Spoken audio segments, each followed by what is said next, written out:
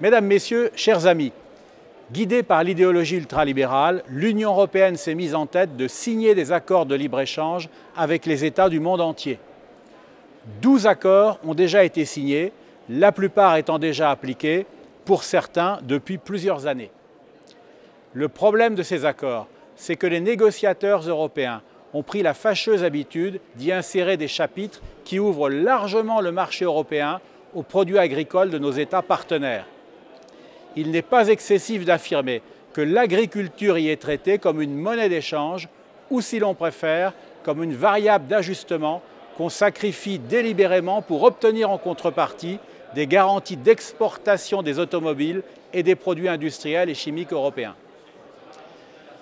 En 2019, j'ai demandé des comptes à ce sujet à M. Phil Hogan, qui était encore pour quelques jours commissaire à l'agriculture, en attendant de prendre son nouveau poste de commissaire au commerce. Il m'a répondu avec une franchise étonnante, en reconnaissant que mes craintes étaient fondées et que l'agriculture était bel et bien une variable d'ajustement. On ne fait pas d'omelette sans casser des œufs, a-t-il conclu avec une grande brutalité. La viande bovine est le secteur le plus sacrifié, suivi de la volaille en deuxième position et du sucre en troisième position. Mais presque tous les secteurs agricoles sont touchés. L'accord avec la Nouvelle-Zélande prévoit par exemple d'importer chaque année, sans droit de douane, 38 000 tonnes de viande ovine, 36 000 tonnes de beurre, 25 000 tonnes de fromage, 15 000 tonnes de poudre de lait et 10 000 tonnes de viande bovine. Celui avec le Canada permet d'ores et déjà d'importer chaque année plus de 80 000 tonnes de viande porcine et près de 70 000 tonnes de viande bovine. Et celui avec le Chili programme l'importation de 40 000 tonnes de poulet par an. Ce dernier accord mérite une mention particulière, car la contrepartie demandée au Chili est de fournir à l'Union, et notamment à l'Allemagne, le cuivre, le lithium et l'hydrogène dont elle a besoin pour développer son industrie électrique. La transition écologique de l'Union se révèle être ainsi un motif supplémentaire pour sacrifier notre agriculture. Certes, l'Union a sorti ses accords de clauses de protection de nos indications géographiques protégées.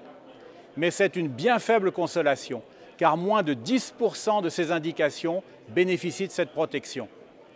Sur plus de 3100 indications géographiques protégées dans l'Union, seules 172 sont par exemple prises en compte par l'accord avec le Canada.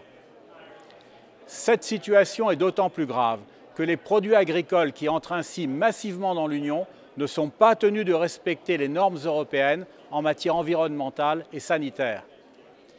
Ils font ainsi subir une concurrence déloyale à nos agriculteurs. Les clauses miroirs que nous promettait le président Macron quand il présidait l'Union sont restées des rêves. Tout au plus trouve-t-on dans les accords les plus récents, comme celui avec le Chili, des clauses de durabilité qui font référence au respect de l'environnement. Mais les chambres d'agriculture françaises ont publié un rapport récent qui démontre que ces clauses ne sont pas contraignantes et qu'elles n'ont aucun poids réel dans la mesure où aucune sanction n'est prévue pour punir leur violation.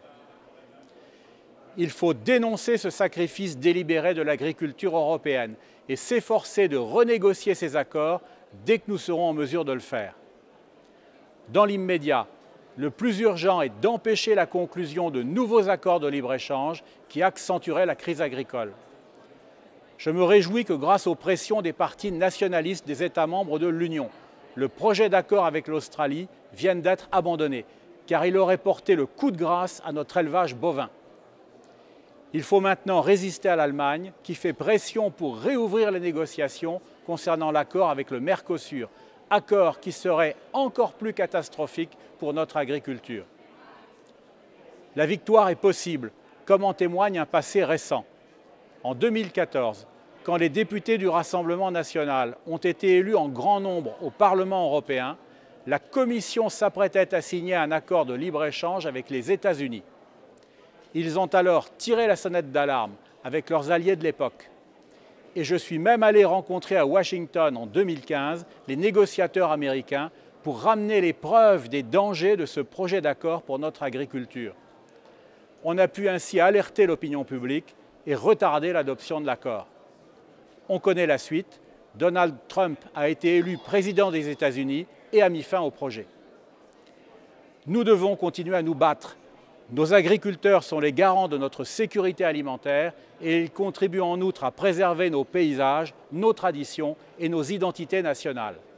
Ils méritent qu'on les défende.